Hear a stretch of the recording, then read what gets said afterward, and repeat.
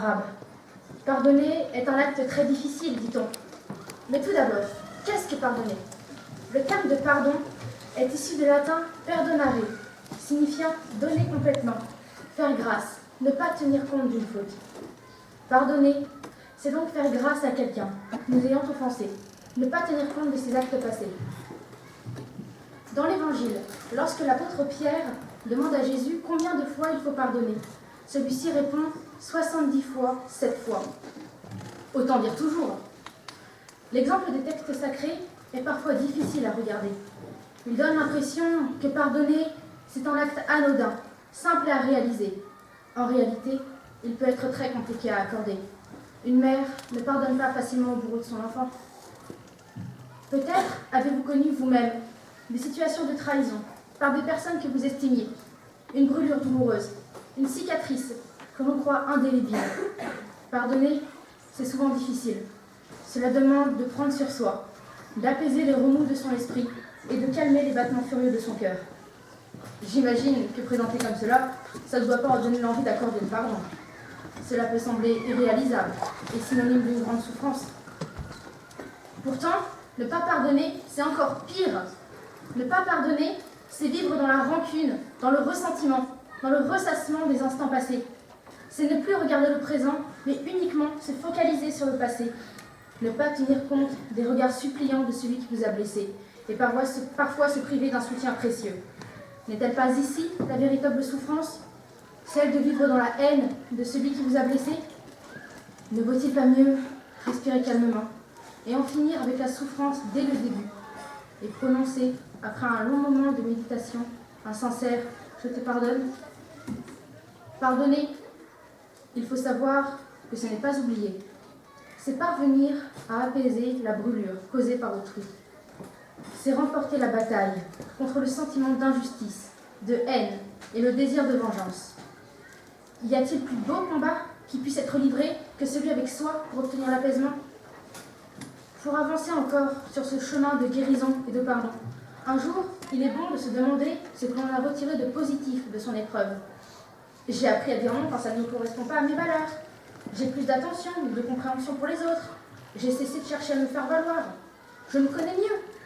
Toute expérience, même douloureuse, peut porter du fruit et trouver un sens. Pour Socrate, le mal ne peut pas être commis de manière intentionnelle.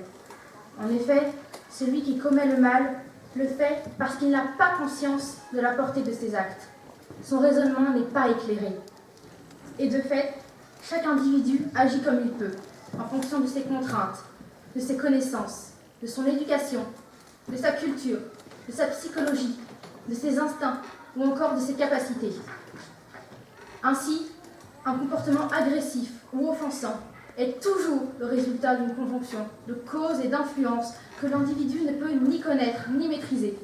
Dans l'absolu, personne n'a intérêt à agir en mal, sauf si cela se présente à lui comme la seule solution possible. C'est donc l'ignorance qui est à la source des comportements offensants. Comprendre cela, c'est déjà pardonner à ceux qui nous ont causé préjudice. Pardonner, c'est se libérer de l'illusion que l'autre est toujours fautif et que nous avons toujours raison. C'est comprendre que chaque comportement est issu d'une conjonction de causes et de circonstances qu'il convient d'identifier et de démêler. Accorder le pardon, c'est se placer dans la posture de celui qui cherche à comprendre plutôt que de juger. C'est s'ouvrir à l'autre plutôt que de le rejeter et de le haïr. On peut se demander, en a-t-on le droit? Le mal commis n'exige-t-il pas que justice soit rendue afin de ne pas ouvrir un boulevard à tous les êtres cruels et de ne pas être un complice de la souveraineté du mal?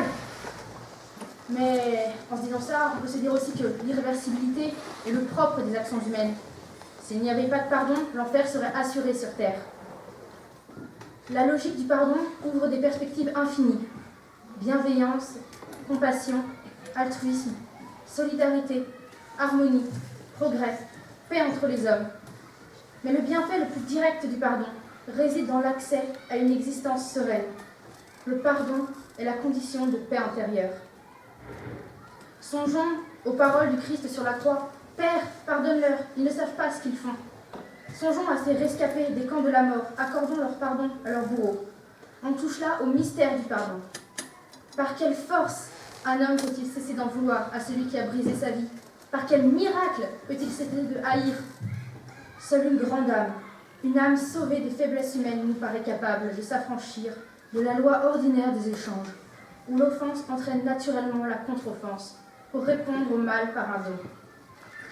Le pardon est la réponse d'une liberté exposée à la morsure du mal. Si cette liberté n'existait pas, l'offense ne pourrait pas être lavée, et le mal absolu vivrait. Le pardon traduit le refus d'une telle fatalité. Il ne banalise pas le mal, il ne l'efface pas comme s'il n'avait jamais existé. Non, il en reconnaît la scandaleuse existence, mais il décide de ne pas en accepter la souveraineté. Il ne le convertit pas en bien, il en suspend seulement l'efficace, pour commencer quelque chose de nouveau, où le mal ne sera pas reconduit. À l'action qui continue, le pardon s'efforce de substituer l'action qui commence. Il suspend le mécanisme, il ouvre des possibilités nouvelles. Sa force est celle de la liberté, inattendue, imprévisible, créatrice d'un espace de vie humaine, là où tout semblait perdu. Pardonner, c'est une action plus noble et plus rare que celle de se venger. Voilà ce que William Shakespeare nous délivre comme message. À nous d'y penser, aujourd'hui et maintenant. Oui, le pardon est parfois difficile à accorder. Oui, il résulte d'un grand affrontement intérieur. Mais n'est-il pas un meilleur choix qu'une existence vécue dans la haine et la douleur ?